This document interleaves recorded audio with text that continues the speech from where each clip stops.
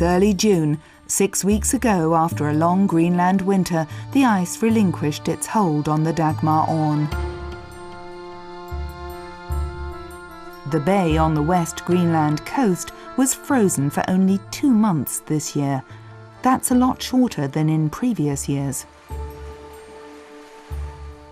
The ship slowly awakens from its torpor. The Dagmar Orn is an octogenarian made famous by Arvid Fuchs. He's been her master since 1988 and has taken her on many expeditions all over the world. Arvid Fuchs arrived from Germany today. Friends and crew members looked after the ship during the Arctic winter night.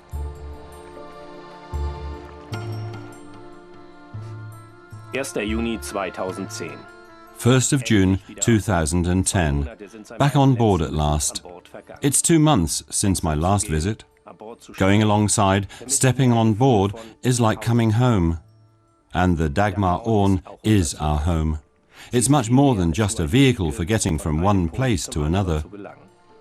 It's a symbol of our philosophy, of an alternative way of life, despite all the professionalism that operating a ship like this requires.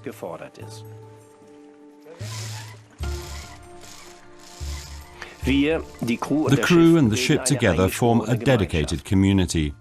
That's why people keep coming back, sanding and painting in the cold and damp until their fingers are raw. They don't do it for me, they do it for the Dagmar Orn. Our missions directly impact on the condition of the ship, so the ship gives back what we need most in these rough Arctic waters: safety and a strong sense of security. Und ein starkes Gefühl der Geborgenheit. Achim Karpus is one of the 5 men on board. I don't know what lies ahead. I've never planned my life. I've pretty much left everything to chance, just help things along now and again. And that's how I see this trip. I'm looking forward to it, but I don't have any particular expectations. We'll just see what happens. The ship owes its new coat of paint to Uli Vai. He knows the far north from earlier trips. What's going to make the tour special, of course, is the fact that it's in an area that really appeals to me, far up in the north, where you really feel like an outsider and you have to keep a very close eye on the weather and nature, because if you don't, you won't have the chance of getting home alive. I like that challenge. It's fun. Team member number 4, Brent Body, collecting drift ice for drinking water. Icebergs are fragments of glaciers, so they're made from fresh water. A risky job. The floating giants are easily unbalanced.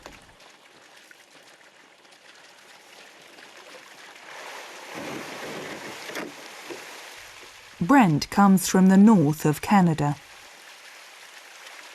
For 25 years I'd been kayaking all over the Arctic, so I was very used to being out in the cold and camping and being in the elements in the Arctic conditions. So I was very comfortable in that environment. It was just the sailing part of it, the technical sailing. Well, I like this boat. I really sleep well on it. I really get a good feeling for it. I've been through some big storms and she always pulls through the big waves safely, and I'm very happy to be on here.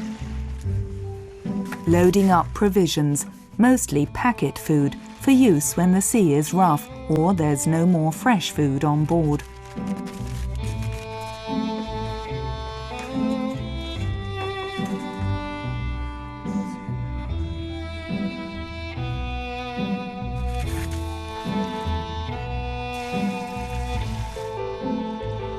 The stock of rum has to last for 4 months.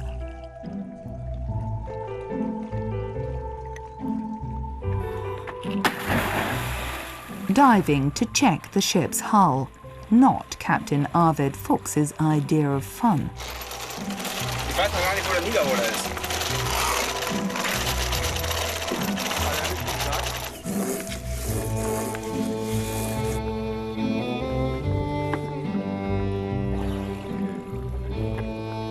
The Max Planck Meteorology Institute had a monitoring station in the bay. The equipment is now being removed. The meteorologists came here to study the effects of global warming. The fact that average temperatures have surged has long been established. Arvid Fuchs can also confirm the changes from decades of personal observation. About 10 years ago, before there was an airport here, planes used to land in this sound on the ice. That's inconceivable today, because the sound barely freezes over. And even when it does, the ice is only 15 to 30 centimeters thick, which is a lot less than a few decades ago. And if you ask around in Greenland, you'll hear the same story over and over again. The ice comes later, it melts earlier, and it's nowhere near as thick as it used to be. Casting off and hoisting the anchor, all set for the first leg of the journey, a 2-hour trip to Upernavik.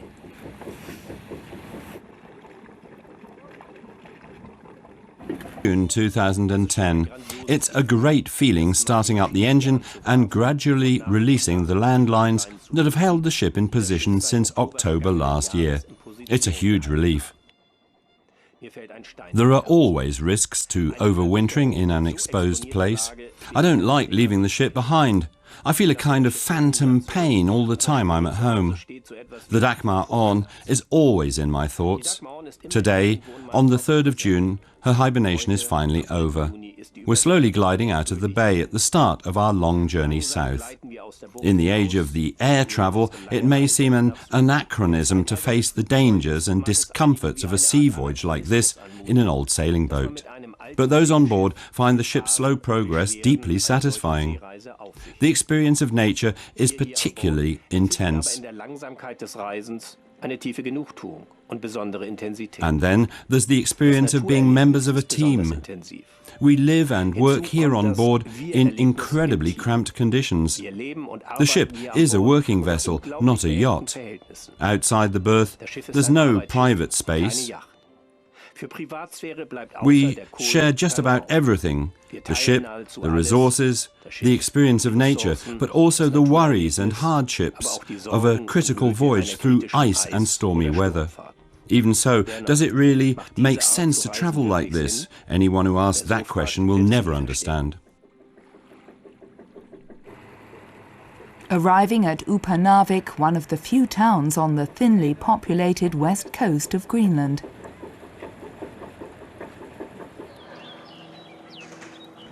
"1,200 people live here." The modern world meets tradition.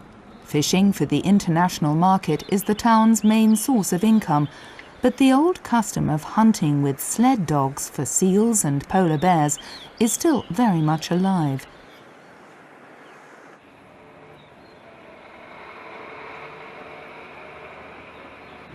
Now in midsummer, daylight extends right through the night. In November, it's dark all the time. The winter night lasts for 2 months in Upernavik.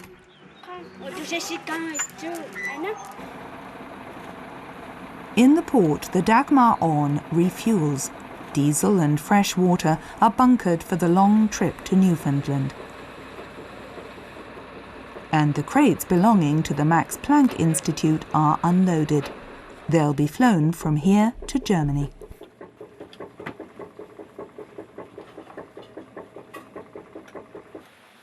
Meanwhile, Peter Fleischer checks over the ship's engine.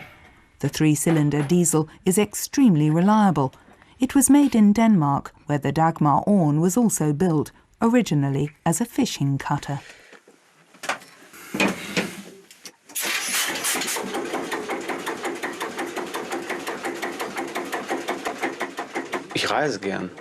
I like travelling, and I prefer to work my passage by doing a few repairs or a bit of maintenance.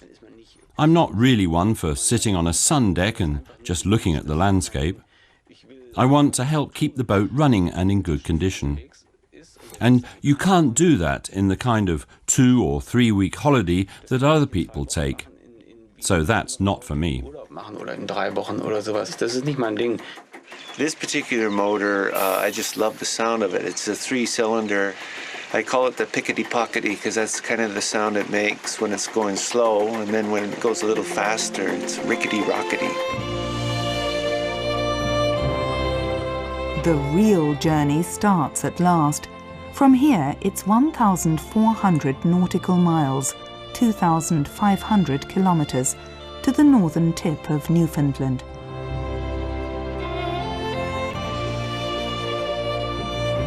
They'll be travelling day and night for the next 17 days. The watch changes every 4 hours, the crew always working in pairs. A close eye needs to be kept on the water because there's lots of drift ice around.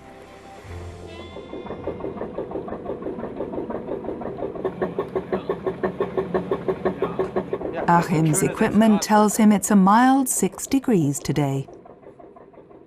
A 6th packet. While the others eat, Reimer and engine operator Peter will keep watch on deck.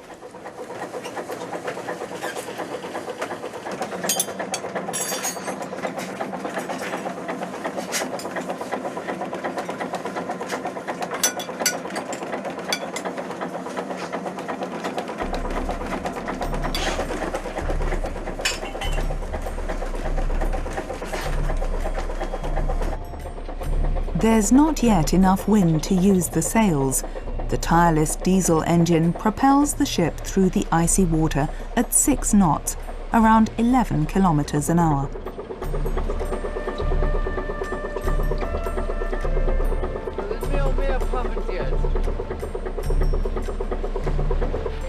Brent, now on lookout duty in the bows, warns the helmsman of any icebergs ahead.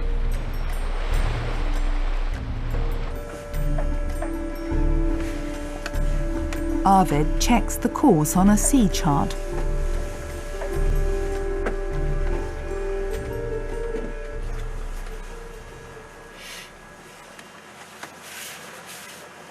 The Dagmar Orn looks like a traditional fishing boat and handles like one as well. But down here in the navigation area, it's really high-tech. I don't see anything incongruous about that. It simply makes the ship safer. We're in lonely waters here, so we need to take every opportunity to download weather reports, ice charts, and so on. We're on our own out here, and if anything happened, no one could come to our assistance. The Dagmar Orn is a nice boat, incredibly seaworthy and good in ice, so I see nothing inappropriate about installing high-tech equipment on a traditionally built ship. It's simply a sensible, contemporary way of keeping an 80-year-old vessel operating.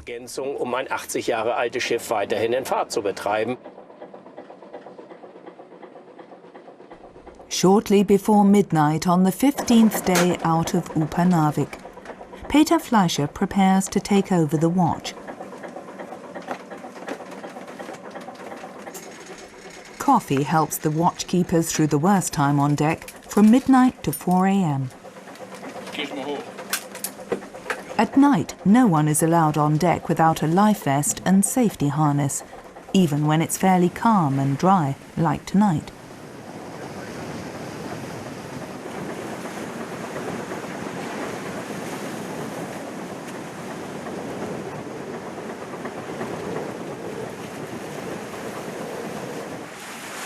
Next morning, perfect sailing weather. With a good wind, the Dagmar Orn reaches its top speed, 9 knots, around 16 kilometers an hour. 75 tons mass makes her comparatively slow, but extremely robust and storm-proof. On the 16th day at sea, the Canadian coast comes into view. 24. Juni 2010. 24th of June 2010. Sailors speak of landfall when they first sight the silhouette of a sea coast on the distant horizon.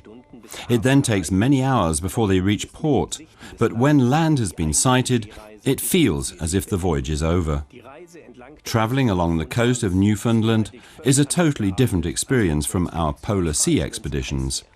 Some, this summer, even likened it to a sailing holiday in the Baltic. Anyone who thinks that knows nothing about the climatic conditions of this area.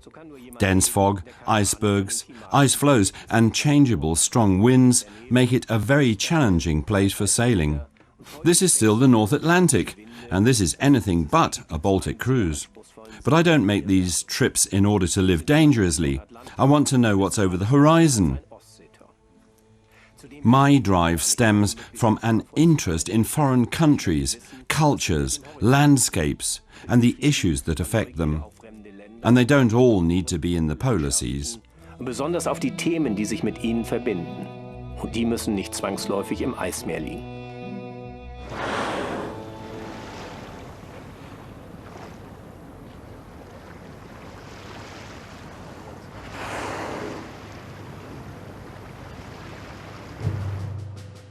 The northern tip of Newfoundland, where a vessel heading due south from Greenland first sights the North American coastline.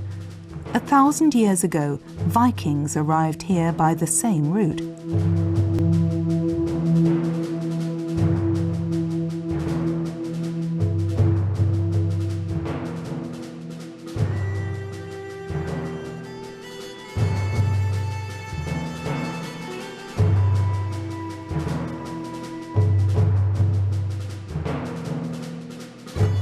In the 1960s, archaeologists found the remains of a Viking village here, evidence of an astonishing feat of seamanship.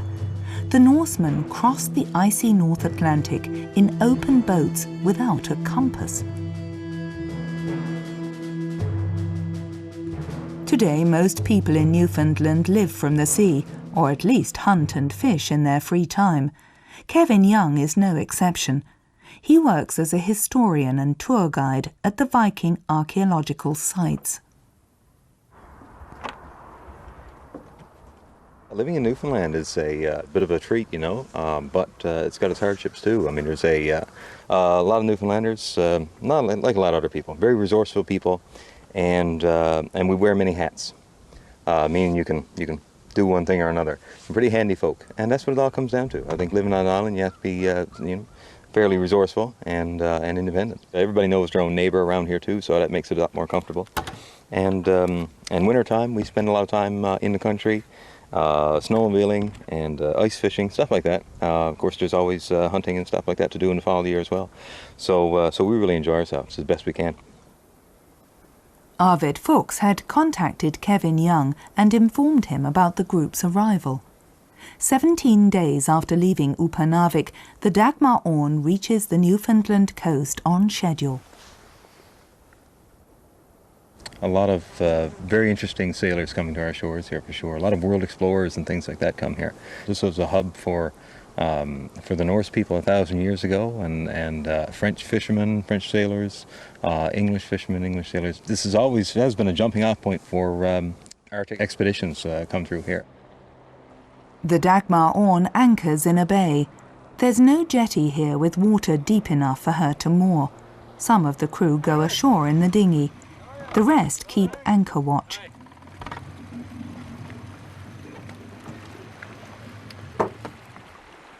Just flip it around. Yeah, thanks. There you go. Back on dry land after more than 2 weeks at sea.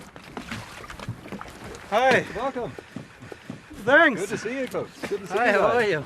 Good to see you guys. Hi, I'm Arvid. Hi, There you go. nice Good to meet you. Arvid. How are you? Good. How was your trip? Good? Good so far, yeah. Oh, yeah. Lots Really of good. ice and stuff? Yeah, up in the north, great. but now we're very lucky with the weather, I Oh, guess. my goodness. A But, yeah. beautiful day like this, Yeah, I tell you. yeah. It's something else. You're very fortunate indeed. It's so good to see you, folks. Absolutely Thank you. so good to see Thank you. For Reimer Fuhlendorf, the 1,400-mile trip was the first experience of a long voyage under sail.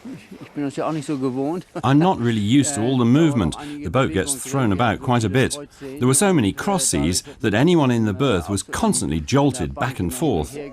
That made it difficult to sleep. And after 3-4 days with too little sleep, the old brain gets a bit foggy. Dann wird das auch schon ein bisschen hart am Kopf.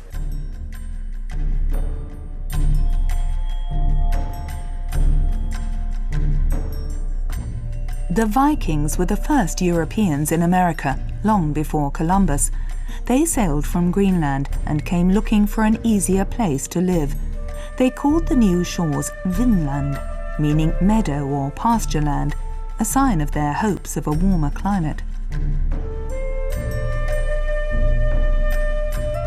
Taking the same route as Arvid Fuchs and his crew, the Vikings crossed the dangerous North Atlantic, sailing for weeks without knowing if they would ever sight land. The distance the Vikings covered is astonishing enough.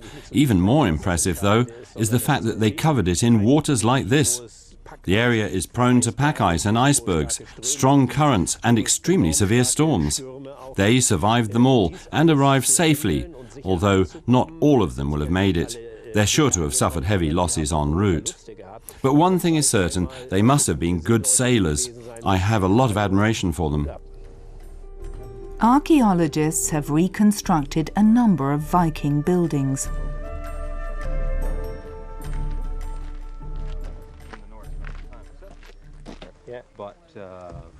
We've seen fit to over the years.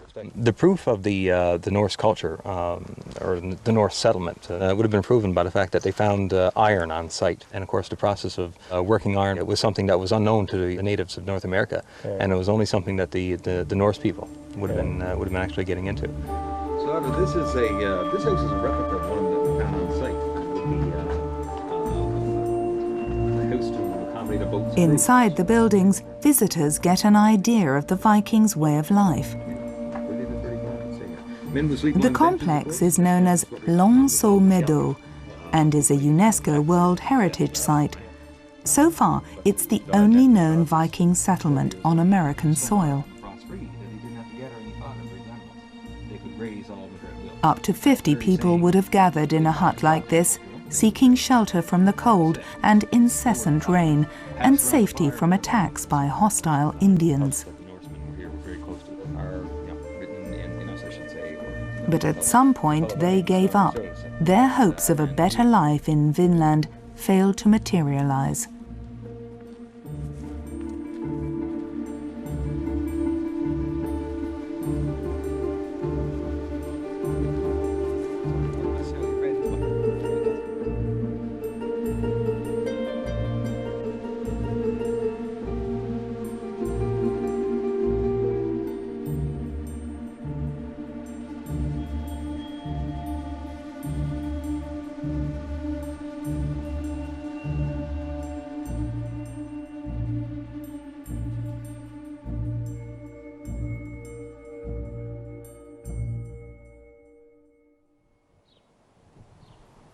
Half a day's sail from Longso Meadow, the port of St. Anthony. A chance to replenish the Dagmar On's stores. Water, diesel and food are taken on board. Brent! Okay, shut off the water! There is always maintenance work to be done on a sailing boat, especially on a veteran like this. Today, the rigging gets a protective coating.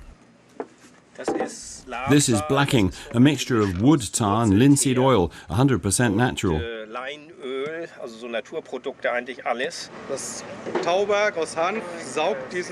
The hemp soaks up the oil and tar mixture, which makes it water resistant and impervious to salty air. Blacking is great for the ropes, but not for the person who has to apply it. An unexpected delicacy has found its way on board.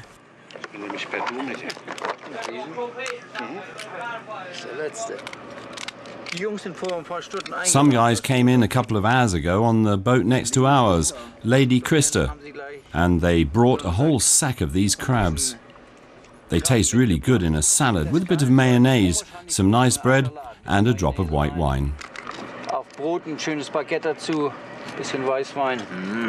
Rich fishing grounds attracted European settlers to Newfoundland as long ago as the 17th century. Even today, the fisheries industry is one of the most important branches of the economy. But in the 1990s, fish stocks collapsed due to overfishing. A wide-ranging fishing ban was imposed, a quota system that threatened the livelihoods of many small fishermen. They feel the system places them at an unfair disadvantage to industrial fishing fleets. We're not in, they just want to get rid of we. We're inshore fishermen, they don't want that, see? He wants the bigger boats out there.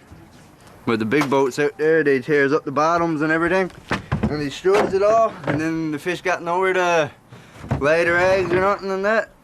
So, what can we do about it? They gives it all to all the fishery to the big boats and nothing else. Today, the catch is closely monitored by the State Fisheries Board. These should be sprung up. That's what they should be done with. See, the reason they're well, after them big boats, well, the government has loans for them, eh? And now the government got to give them the money, to give them the fish to get the money back on the boats. The rules protecting cod are particularly strict, and halibut is allowed to be caught on only 1 day a year.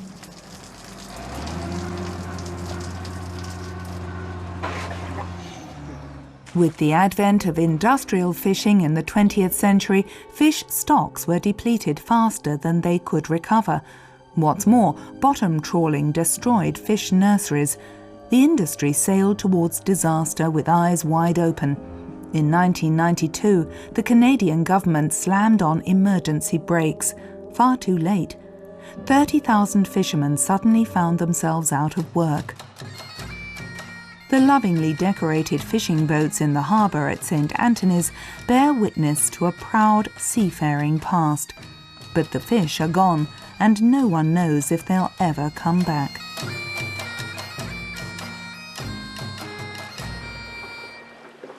On the way to its next destination, the Dagmar Orn's sails are filled by a 20-knot northwesterly wind.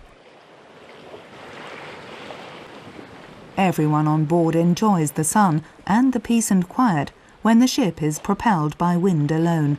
Sailing gives Peter Fleischer a sense of freedom. Before he started with Arvid Fuchs, he worked as a dental technician. There came a point at around the age of 40 when I started thinking about what I wanted to do with the rest of my life. I was in a job that I no longer enjoyed and realized I was only waiting for something else to come along. But I wanted to do more than just wait. I had a sailing license and I thought to myself, I could go sailing. I'll buy a sailing boat. But when I went to Hamburg to have a look at one, I realized I didn't know enough about them. So I decided to look for someone who did. I knew that Arvid lived near Hamburg and I went to see him. And I actually caught him at home. But instead of asking what sort of boat I should buy, I asked if I could work on his projects. To that he replied, perhaps we can get acquainted. Everyone works together on our projects. He then said there was always lots to do on the ship, which was currently in dock for repair at Egersund in Denmark. If I liked, I could go there and start straight away. So I put together a bit of gear, drove to Egersund and started work.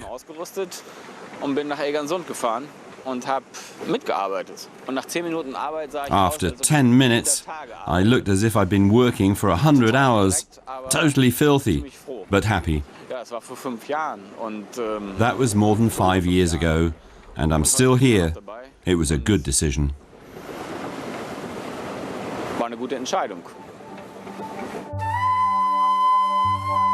On the west coast of Newfoundland is one of the most stunning protected areas in Canada, Gros Morne National Park.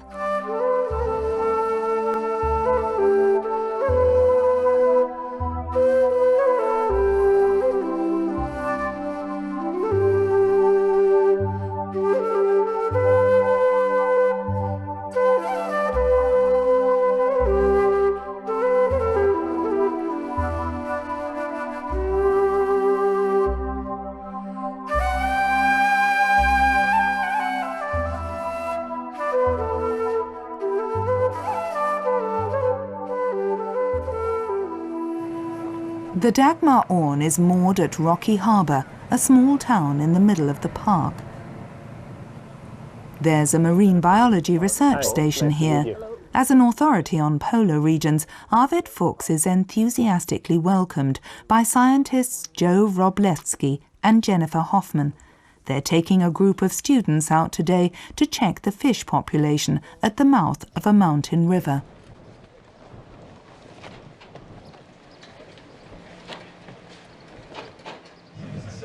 As at any centre of Arctic research, the dominant topic here is global warming. The last time it was that extreme was in 1892, and so it was a very, very warm winter. And so the warm, moist atmosphere was essentially preventing any formation of sea ice along the Labrador coast. The local people use snowmobiles to get around. They usually can do this all winter long, and this last winter there was only a 2-week period where they could use the snowmobiles over the frozen ocean. So same situation in Greenland as well. So some areas that never froze up really. So our boat was frozen in because it was a bay, but the settlement itself, so they still use dog teams. They couldn't use their dog teams at all, and so. Finally, they're trying to get rid of the dogs because they have to feed it, so it's also a cultural thing. So because they're losing these old skills nowadays. A fence in the South Brook River interferes with fish migration and leads them into a trap. Several times during its lifetime, the Atlantic salmon returns from the open sea to breed in the river where it was born. The traps are checked daily and the fish released. Most of the students here today have never seen salmon outside the supermarket. One multi-sea salmon and the others are grills, and there's a couple of trout. Last year's records show that salmon numbers are dwindling. Yeah, it's more than 63. Oh my God, it's more than the length of it. What is the reason for the decline of the fish population? Main reasons the salmon populations were in trouble was a combination of commercial fishery, like fishing the adults at sea, and also habitat loss or destruction, just pollution, and loss of freshwater habitat for the juveniles. I learned that it's much more fragile than we ever thought it was, and it's not something you can just add more to the system and expect it to recover. It really, there's so many interplaying parts that you can't just expect something we can do to fix it. It's really, you have to take care of it before it gets bad, or else it can't sustain itself the way we're doing it right now. So. Farther upstream, the students set about hunting for juveniles, which are stunned with a mild electric current and collected in nets. Because sometimes they just up against. Can you move up? They move up right beside them.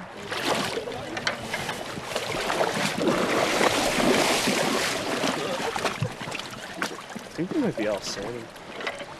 Yeah, that was definitely salmon. Come on, wake up. I believe that's an Atlantic salmon. You all right? This one is. Yeah, they're all back to normal now. Come back in. Yeah. So. Switch your hand around and get lots of oxygen. So this one here is the brook trout, and he's not very happy in here. But take a quick look at the white leading edge. Okay. Okay, yeah, take them and look at them really quickly, and then we'll release them. The two, well, they all look kind of golden, but the one here, and they got red dots on their sides, and that one, those are just different ages of par.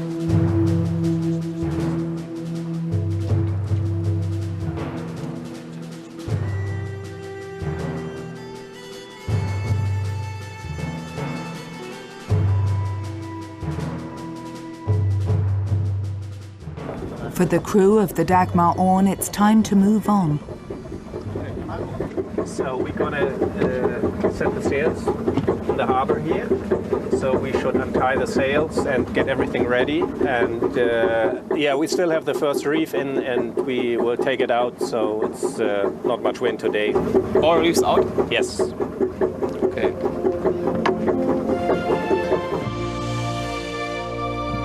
The Dagmar Orn leaves Gros Morne Park, bound for Corner Brook.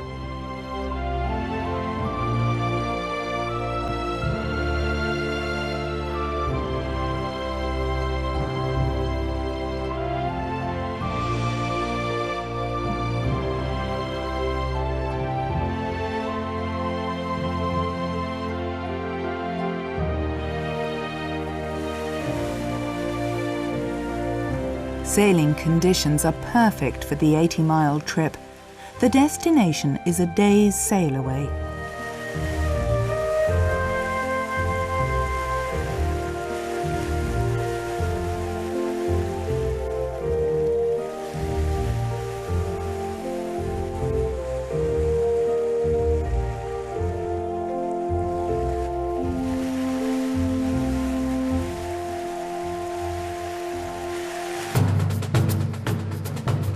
The industrial town of Corner Brook is not a place the crew want to make for, but there was nowhere in northern Newfoundland for them to enter Canada officially. Here they get a visit from customs. Yes, okay, so, yeah, right. We'll be waiting for you. We are tied up at the Coast Guard dock, just beside the Coast Guard cutter, and we'll be waiting for you. Okay, fine, yeah, thanks. And these crew sail with you often? Do they? Yes, yes, yeah. Okay, good crew? Yeah, excellent. Okay. No, you got the right guy. So that's unfortunately in German. Yeah, okay, not a lot of pictures, so you can see how we rebuild it. And we've done a lot of travel in the Arctic. It was after a wet and windy passage. Because normally we would, thank you. Yeah. Normally we would see it at St. Anthony. I guess with customs we like to be the ones to do the I understand that, absolutely. Yeah. I would think that he's already been admitted into Canada. Yeah. So we'll have just checking. Sometimes the authorities present a greater challenge than anything in nature. Fortunately, the stopover in Corner Brook was only brief. Time to say goodbye to Newfoundland, although not for long. The Dagmar Orn will be back in 3 weeks, when it'll head up the east coast and make one last stop before crossing the Atlantic.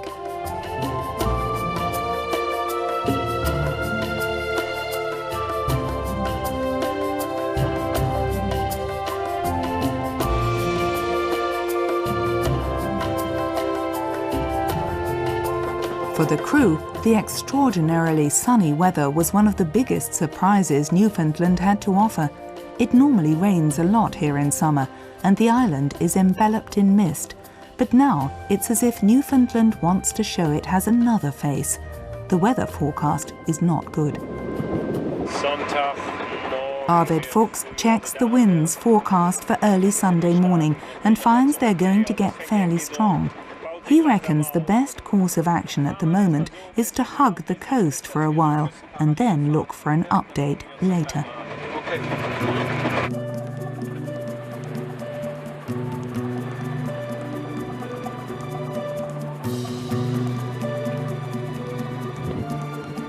Humpback whales draw close to the Dagmar Orn. Up to 8 out of the water. The strong wind comes up faster than expected, reaching gale force 7. Blowing from the southeast, it hits the boat almost head-on. The sails are taken in. In a sea like this, it's not possible to sail close to the wind. Pretty difficult sailing, and the sea is probably going to get a lot rougher in the next few hours, so it'll be hard to make headway. We're wondering whether to shelter in one of the small bays for the night and wait for the wind to die down. So they can then proceed to Newfoundland's cheerful and charming sister, Nova Scotia, 100 nautical miles farther south.